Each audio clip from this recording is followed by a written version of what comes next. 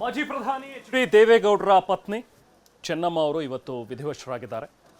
ವಯೋಸಹಜವಾಗಿ ಅವರಿಗೆ ಕೆಲವೊಂದಷ್ಟು ಸಮಸ್ಯೆಗಳೇನು ಬಾಧಿಸ್ತಾ ಇತ್ತು, ಹಾಗೆ ಉಸಿರಾಟದ ಸಮಸ್ಯೆ ತೀವ್ರವಾಗಿ ಅವರಿಗೆ ಕಾಡ್ತಾ ಇತ್ತು. ಉಸಿರಾಟದ ಸಮಸ್ಯೆಯಿಂದಾಗಿ ಅವರನ್ನು ಕಳೆದ 4 ದಿನಗಳ ಹಿಂದೆ ಬೆಂಗಳೂರಿನ ಮಣಿಪಾಲ ಆಸ್ಪತ್ರೆಗೆ ಅವರನ್ನು ದಾಖಲು ಮಾಡಲಾಗಿತ್ತು. ಚಿಕಿತ್ಸೆ ನಡೀತಾ ಇತ್ತು. ಬಟ್ ಚಿಕಿತ್ಸೆಗೆ ಆರಂಭದಲ್ಲಿ ಸ್ಪಂದಿಸಿದಂತಹ ಚೆನ್ನಮ್ಮ ಅವರು ಅದಾದ ನಂತರ ಸ್ವಲ್ಪ ಅವರ ಆರೋಗ್ಯ ಕ್ಷೀಣಿಸ್ತಾನೆ ಹೋಯಿತು. ಮೊದಲು ಅವರನ್ನು ವೆಂಟಿಲೇಟರ್ನಲ್ಲೂ ಕೂಡ ಇರಿಸಿ ಅವರಿಗೆ ಚಿಕಿತ್ಸೆ ಕೊಡಿಸುವಂಥ ಒಂದು ಪ್ರಯತ್ನ, ಕೃತಕ ಉಸಿರಾಟದ ಒಂದು ವ್ಯವಸ್ಥೆಯನ್ನು ಕೂಡ ಮಾಡಿದರು. ಅದಾದ ನಂತರ ಮತ್ತೆ ಚೇತರಿಸ್ಕೊಳ್ತಾರೆ ಅನ್ನುವಂಥದ್ರ ಬಗ್ಗೆ ಸ್ವಲ್ಪ ಆಶಾದಾಯಕವಾಗಿ ಕಂಡು ಬಂದಿತ್ತು ಅವರ ಒಂದು ಆರೋಗ್ಯ ಪರಿಸ್ಥಿತಿ. ಆದರೂ ಕೊನೆಗೂ ಅವರಿಗೆ ಏನು ಉಸಿರಾಟದ ಸಮಸ್ಯೆ ಇತ್ತು, ಚಿಕಿತ್ಸೆ ಮುಂದುವರೆದಿತ್ತು. ಆದರೆ ಈಗ ಕೆಲವು ಹೊತ್ತಿನ ಮುಂಚೆ ಸಿಕ್ಕಂಥ ಒಂದು ಅಪ್ಡೇಟ್ ಪ್ರಕಾರ ಅವರಿಗೆ ಹೃದಯಾಘಾತವಾಯಿತು ಅನ್ನುವಂಥದ್ರ ಬಗ್ಗೆಯೂ ಕೂಡ ಹೇಳಲಾಯಿತು. ತಕ್ಷಣಕ್ಕೆ ಮತ್ತೆ ವೈದ್ಯರು ಅಲ್ಲೇ ಮಣಿಪಾಲ್ ಆಸ್ಪತ್ರೆಯಲ್ಲಿ ಇದ್ದಿದ್ದರಿಂದ ICUನಲ್ಲೇ ಅವರಿಗೆ ಚಿಕಿತ್ಸೆ ಮುಂದುವರೆದಿದ್ದರಿಂದಾಗಿ ವಿಶೇಷವಾದಂಥ ಒಂದು ವ್ಯವಸ್ಥೆಯನ್ನು, ಎಲ್ಲ ರೀತಿಯಾದಂಥ ವ್ಯವಸ್ಥೆಗಳನ್ನು ಅವರು ಕಲ್ಪಿಸಿದ್ರು. ಅಲ್ಲಿ ಆಸ್ಪತ್ರೆಯಲ್ಲೇ ನುರಿತ ವೈದ್ಯರ ತಂಡ ಅವರಿಗೆ ಚಿಕಿತ್ಸೆಯನ್ನು ಮುಂದುವರೆಸಿತ್ತು. ಆದರೆ ಕೊನೆಗೂ ಚಿಕಿತ್ಸೆ ಫಲಕಾರಿಯಾಗದೆ ಚೆನ್ನಮ್ಮ ಅವರು ಕೊನೆಯುಸಿರೆಳೆದಿದ್ದಾರೆ. ಆಸ್ಪತ್ರೆಯ ಬಳಿ ನಮ್ಮ ಪ್ರತಿನಿಧಿ ಸುನಿಲ್ ಇದ್ದಾರೆ, ಮತ್ತಷ್ಟು ಡೀಟೇಲ್ಸ್ ಪಡೆಯೋಣ. ಸುನಿಲ್, ಈಗ ಚೆನ್ನಮ್ಮ ಅವರು ನಿಧನರಾಗಿದ್ದಾರೆ ಅನ್ನುವಂಥ ಒಂದು ವಿಚಾರ ಕನ್ಫರ್ಮ್ ಆಗಿದೆ. ವೈದ್ಯರೀಗ ಏನು ಹೇಳ್ತಾ ಇದ್ದಾರೆ, ಬಹುಶಃ ಅದ್ರ ಬಗ್ಗೆ ಏನಾದರೂ ಒಂದು ಪತ್ರಿಕಾಗೋಷ್ಠಿಯನ್ನಾದರೂ ಉದ್ದೇಶಿಸಿ ಮಾತನಾಡ್ತಾರಾ? ಯಾರಾದರೂ ಕುಟುಂಬಸ್ಥರು ಯಾರೆಲ್ಲ ಇದ್ದಾರೆ, ಈಗ ಚೆನ್ನಮ್ಮ ಅವರ ಕುಟುಂಬಸ್ಥರು ಯಾರೆಲ್ಲ ಬಂದಿದ್ದಾರೆ ಈಗ ಸದ್ಯಕ್ಕೆ ಸ್ಥಳದಲ್ಲಿ?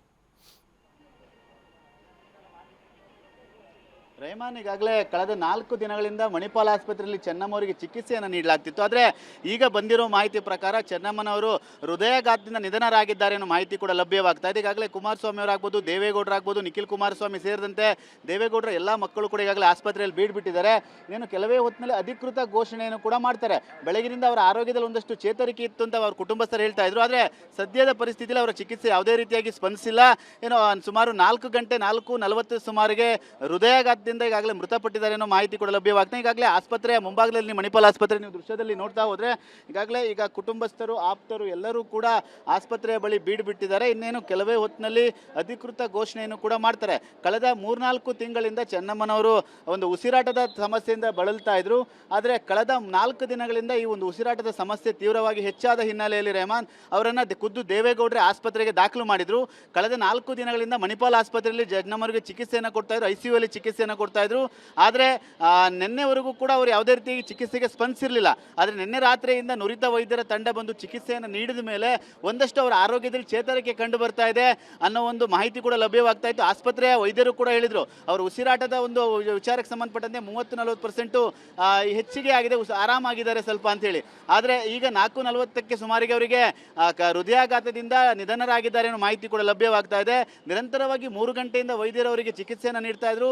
ಯಾವುದೇ ರೀತಿಯಾಗಿ ಚೆನ್ನಮ್ಮನವರು ಚಿಕಿತ್ಸೆಗೆ ಸ್ಪಂದಿಸ್ತಾ ಇರಲಿಲ್ಲ. ಅದು 4:40 ಸುಮಾರು 4:40 ಸುಮಾರಿಗೆ ಹೃದಯಾಘಾತದಿಂದ ಚೆನ್ನಮ್ಮನವರು ನಿಧನ ಹೊಂದಿದ್ದಾರೆ ಅನ್ನೋ ಮಾಹಿತಿ ಕೂಡ ಲಭ್ಯವಾಗ್ತಾ ಇದೆ. ಈಗಾಗಲೇ ಕುಟುಂಬಸ್ಥರು ಎಲ್ಲರೂ ಕೂಡ ಬಂದಿದ್ದಾರೆ. ಕೇಂದ್ರ ಸಚಿವ ಕುಮಾರಸ್ವಾಮಿ ಅವರು ಕೂಡ ಬಂದಿದ್ದಾರೆ.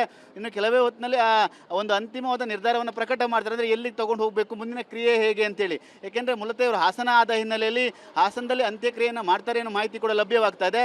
ಅದಕ್ಕಿಂತ ಮುಂಚಿತವಾಗಿ ಏನಾದ್ರು ಪದ್ಮನಾಭನಗರ ನಿವಾಸಕ್ಕೆ ತೆಗೆದುಕೊಂಡು ಹೋಗ್ತಾರೆ ಅವರ ಪಾರ್ಥಿವ ಶರೀರವನ್ನು ಅಂತ ನೋಡಬೇಕಾಗುತ್ತೆ.